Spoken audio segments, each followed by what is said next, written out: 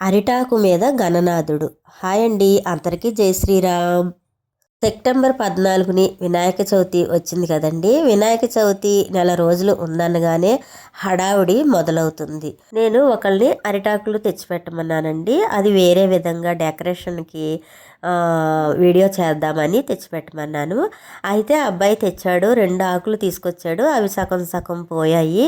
ఆ సగం ముక్క ఉంది, ఏం చేద్దాము అని ఆలోచించానండి.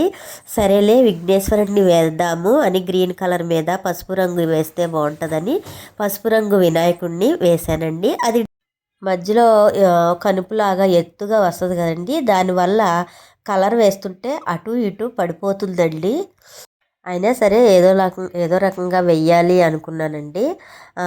అలా వేశాను. కళ్ళు వేస్తుంటే మధ్యన కనుపు కాడికి వెళ్ళేటప్పటికి కన్ను ఇటువైపు కన్ను ఇలా వేస్తుంటే ఇటువైపు వచ్చేస్తుంది, అటువైపు వస్తుంటే అటువైపు వచ్చేస్తుంది.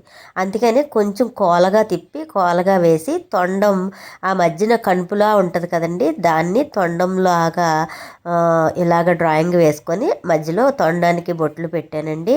పైన ఒక బొట్టు పెట్టాను విఘ్నేశ్వరుడికి. పచ్చ కిరీటం వేశానండి. పైన రాణి కలర్ రంగోలి కొంచెం ఉంటే వేశాను. అదిగోండి అరిటాకు మీద వినాయకుడు చాలా బాగా అనిపించిందండి. బాగున్నారు. కూర్చొని ఒక చేతి అభాయస్తం, చేతిలో కుడుములు పట్టుకొని కూర్చున్నట్టు అరిటాకులో ఉన్నట్టు ఉన్నారండి.